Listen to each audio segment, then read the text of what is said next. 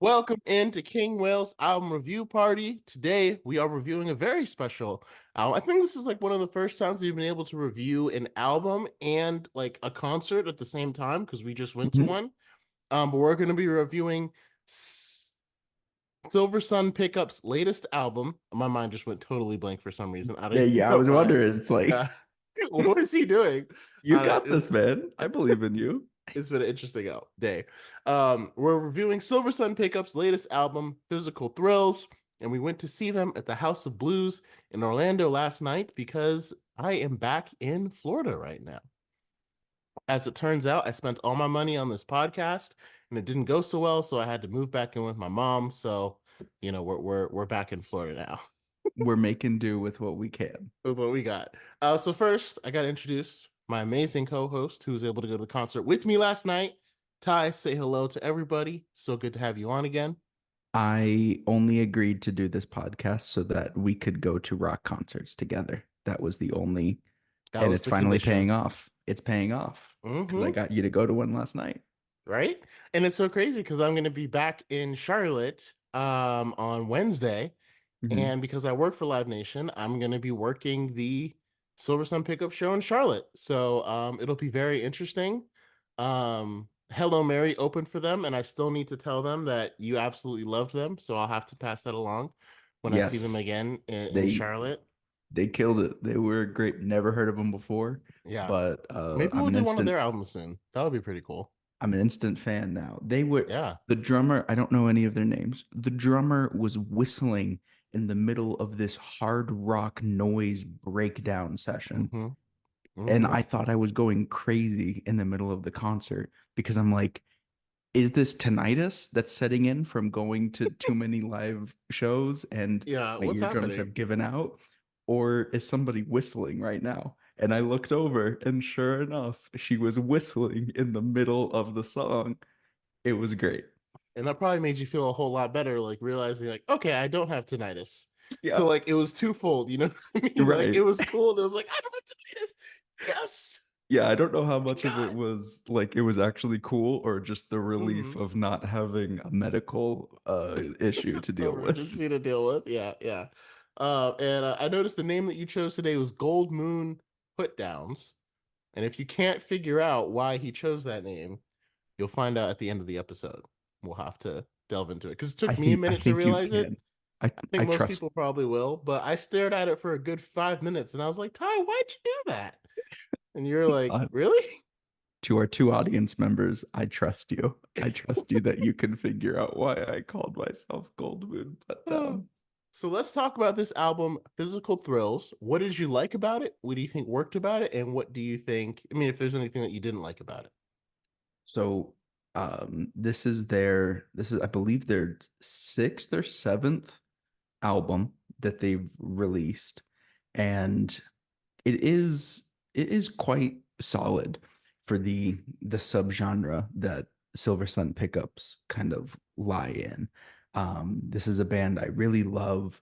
They walk this line, at least more with their early works, between this punk and shoegaze. They walk like this thin line kind of between them, and it was very interesting, very moody music. And Physical Thrills, I gotta say, has some of the weaker moments Mm-hmm. of their discography for me. Mm-hmm. Their sound has kind of tapered off a little bit. It doesn't have that much of like this rawness that I appreciate in some of their earlier works, even in 2019's Widow Weeds, the album that came before it, felt like it had a little more grit to it that Physical Thrills did not. And so I'm not sure if it's an attempt of them trying to change their sound to approach a more acoustic sound, as some of the songs on this album kind of have an acoustic Mm-hmm. inspiration to. And none of it is certainly bad, but it is not the appeal that drew me to the band to begin with. Yeah, it feels very and I guess especially with the concert too, this was not a Physical Thrills tour. Like if they were touring to Right. promote this specific album, the concert probably would have been very different. But I just Mhm. remember because we listened to the album on the way to the concert, to like Mhm. get ready as one does. And it feels like you said, a little bit less rawness. It feels like it's kind of mellowed out almost. Um, and it's like it still feels like it's in their style, but it just is very different from a lot of the songs that became popular, that became hits.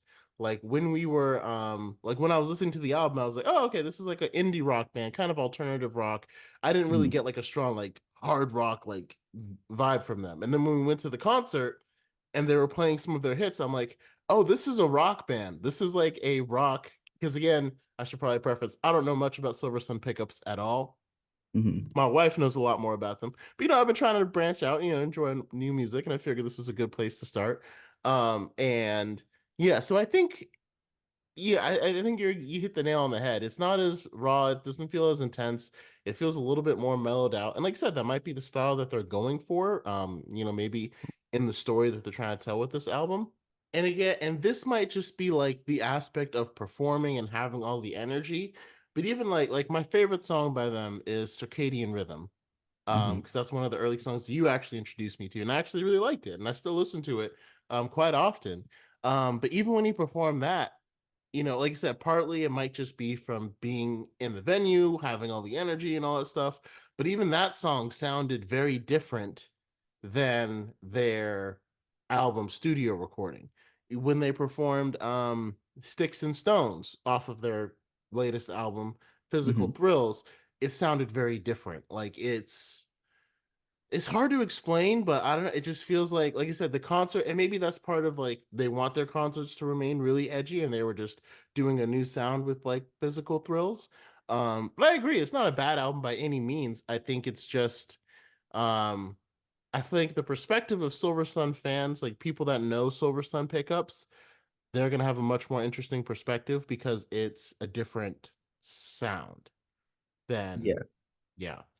I think for all of their music, this is definitely a band that is really great. They're all amazing performers because Hmm. their sound, it feels like it's built to be experienced live. Like Silver Sun is a band that I think they sound really great on a record and even a live album, but it's just not the same. Like this is a band that needs to be listened to with speakers that feel like they're about to blow out Yep. because the distortion is so like is so turned up and moody that it just like it hits you like a wave in the ocean. Like that's the best I can do to try to Yeah. No, describe that's the right. appeal of it. And Yeah. and in that way, their albums have always felt to me like advertisements to their performances live. Hmm. And while I think Physical Thrills may have songs that are weaker compared to some of their other recorded material, the hits that they'll often play at a live performance still sound really great live. Like you mentioned, Sticks and Stones is really good. Scared Together is a song that I don't really like recorded. It sounds too like stadium rock for me Hmm. with like the guitar and the like wow wow wow just Yeah. constantly with like the heavy pauses. I don't know. It Uh-huh. just doesn't work for me recorded. But live, I think the song is great. And then other tracks like System Error or Empty Nest or my personal favorite from this album, Alone on a Hill, sound really good live. And then when they're performed, especially Alone on the Hill, where it's Nikki's show, the bassist, she Hmm. takes over, not the lead vocalist, but she takes over. That's Hmm. her song that she's singing. It it's so peaceful and it's so emotional and it's great. Yeah. And I mean, I think like, as an artist, like if you were trying to decide, what did you want to like I do a lot of lo-fi music, right? And lo-fi music is really more meant to be streamed and listened to rather than performed. Because when you're Mhm. performing it, if you get hype with your lo-fi music, it's not really lo-fi anymore. You know what I mean? Like it's supposed to be chill and mellow for a reason. You Mhm. listen to it while you're studying and stuff like that. Does Mhm. great on streaming. Not really the best for performing unless you're like way in the background and people are just supposed to have you like kind of as background music. Right. With them, it's the exact opposite. Like their music needs to be performed. You need to have people going crazy in the crowd, not necessarily mosh pitting, but you need to have a bunch of people like vibing off of the energy of each other. And for them, and for any band, for any artist, it is a much better business decision to have your concerts be the more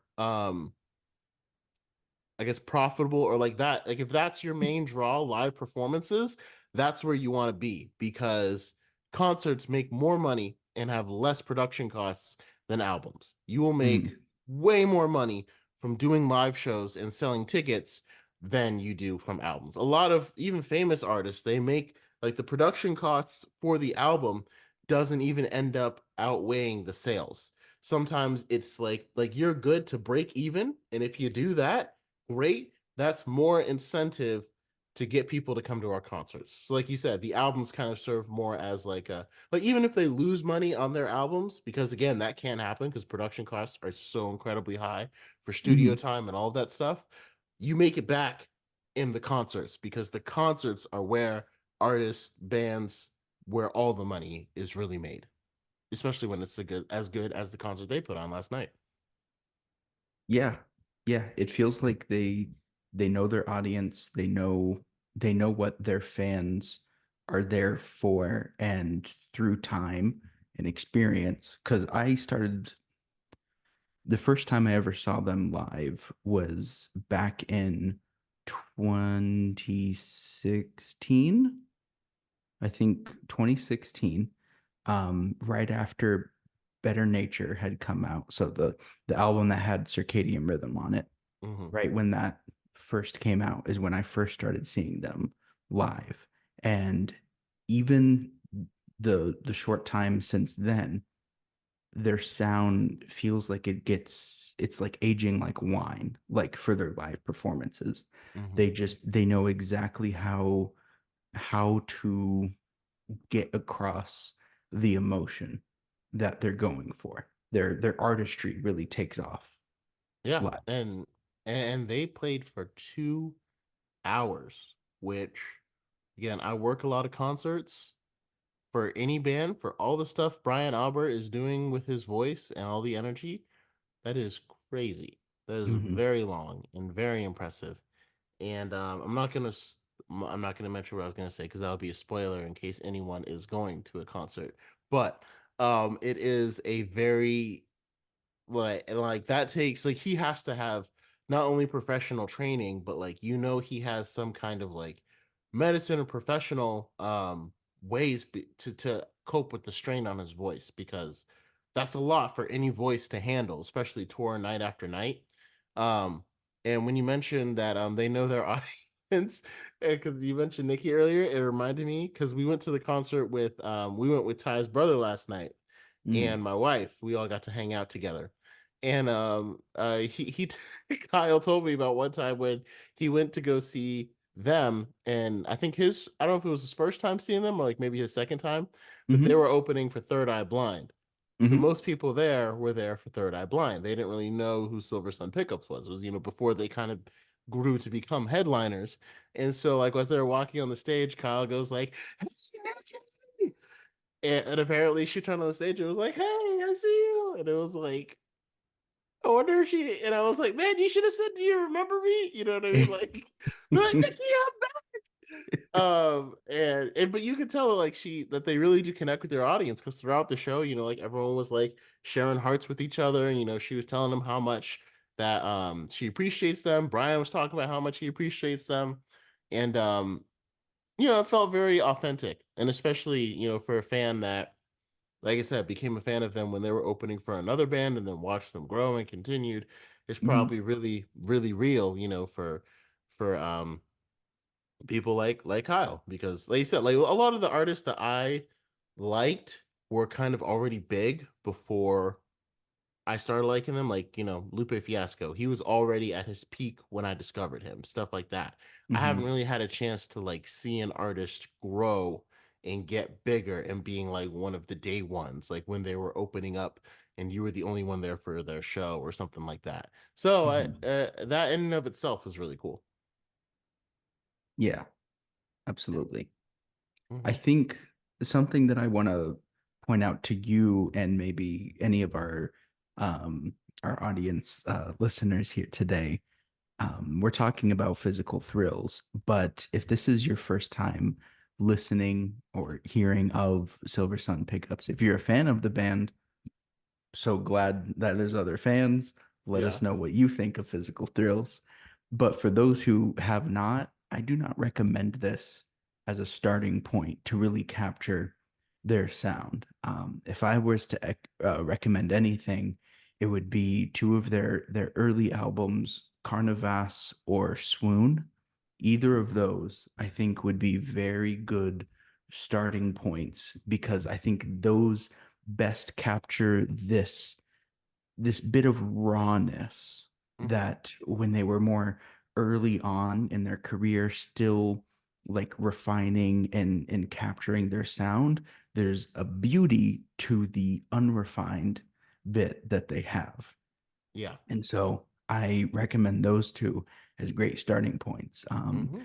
Tonight they played, or last night they played a bunch of songs from those albums that I have not heard live, like the Royal We off of Swoon, which was amazing. And it sounds so great live. It's like it's a different song when it's Hmm. performed. And um, so for anyone that we can try to convert into fans here, start there, and then the second they're anywhere near you, their tickets are usually like reasonable Hmm. for the venue or the location.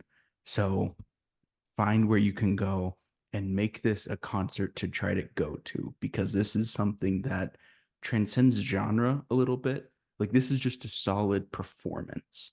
Whether Hmm. you like this category of alt rock yourself, if you just like live performances, these guys put on a great show.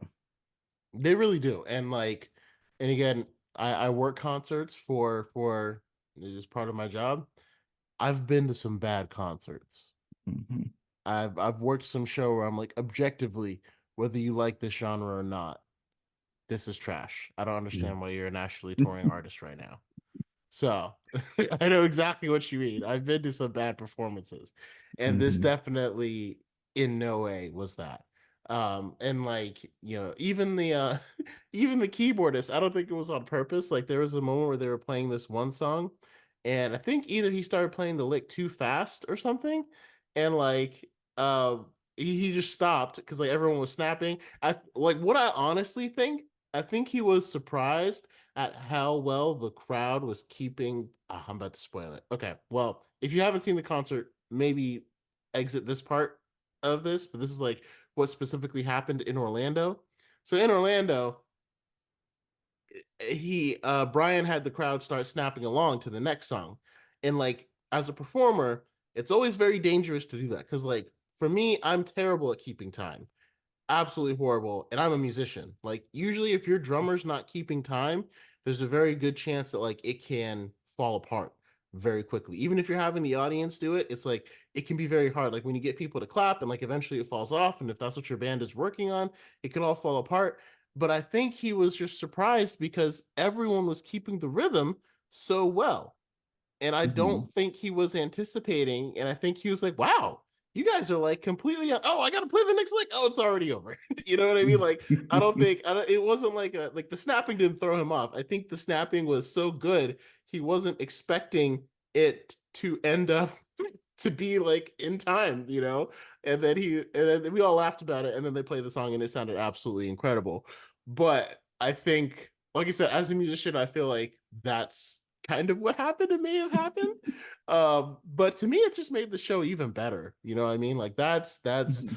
part of that connecting. Kind of not like reminds you that they're humans like us, but kind of in a way. Like like they're just having a good time like us. Like that's the main thing. Yeah. Um and yeah, I thought that was really cool. I had another thought to go along with that, but Well, I while you come up with it, while you're talking about that, I think they really know how to capture and like feel like we are part of the experience. mhm, Like Silversun absolutely recognized like the audience part of a live performance. Like they are a band that really feels to love their fans a lot, whether it's through their social media pages, whether it's through their live performances themselves. Like they are relatively like simple mhm. people. It feels like, but they know they know what they're there for. They're there for a connection. Yeah, and a lot of times when you perform live, you know, you kind of it's not just like you can't just play a song, be like, thanks guys, and then play the next one, and then be like, thank you again, and then play the next one. Like you Hmm. got to connect, you got to talk. You kind of almost Yeah, got to be. You don't have to be a comedian, but you got to say stuff that like makes them laugh every once in a while. You know what I you mean? gotta You be got to hang out charming. and have yeah, Like exactly. You got to have some charming is very charisma. helpful. Exactly. There's an aspect of that. And like for me, I have that I can do that pretty well when I'm doing like my solo sets. It's just my music. But like whenever I'm performing jazz, it's really hard for me because I always feel so like stoic when I'm doing like I just like turn into a different person. So I'm like I don't really know like what to say because it's just like a completely different persona. Hmm. But that's one thing like I was laughing my butt off too, like just all the stuff that Brian was saying in between the concert. Um so I guess you know like what we need. Oh, I forgot. I remember what I thought this is gonna say. What What's we up? need when I post this, we Hmm. need an essential Silver Sun pickups playlist made Mm. by Ty. So Oh. hopefully I'll have you work on that and we'll see if we can post it, link to this when I post this podcast. We'll post the link on like Spotify. I'll put one on YouTube as well. Just an essential Silver Sun pickups. You know, if you're a fan of alternative rock, not even like if you're a fan of rock, sorry, yeah, just rock. This will be a playlist to kind of get you into them.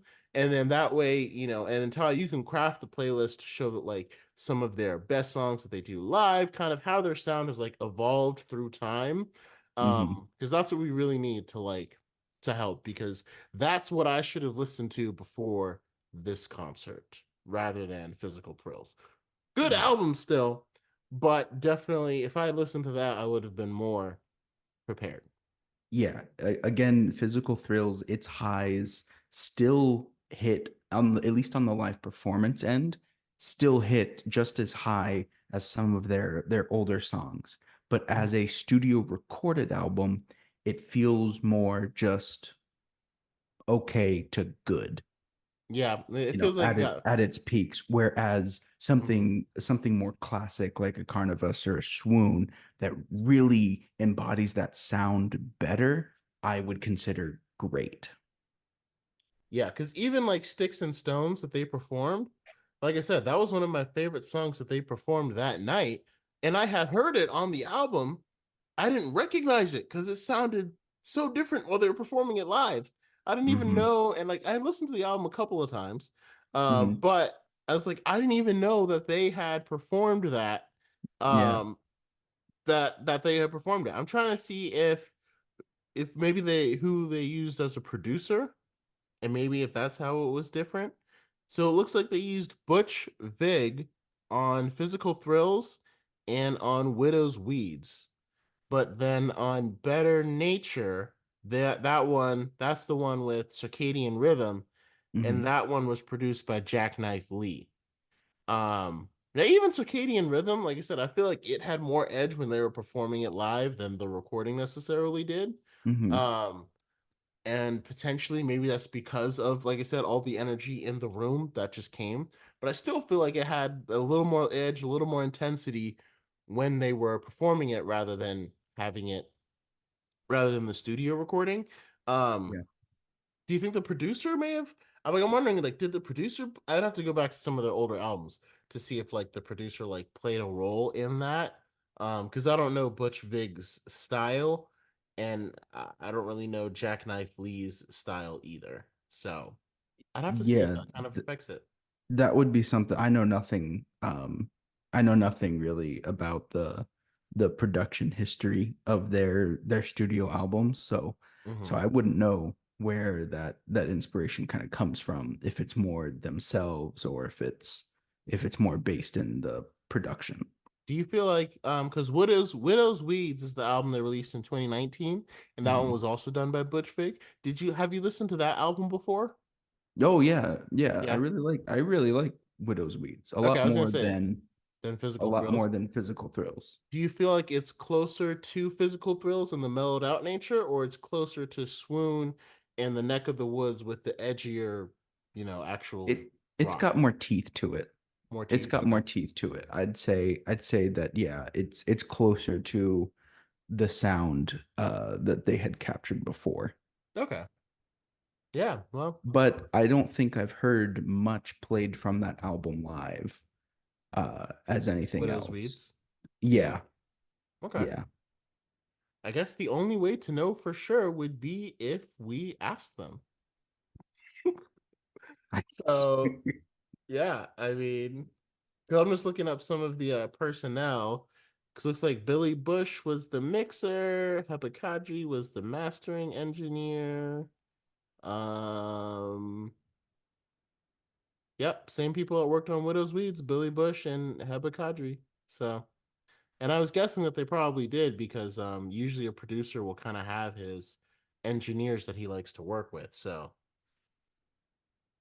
all right, well, guess only time will tell.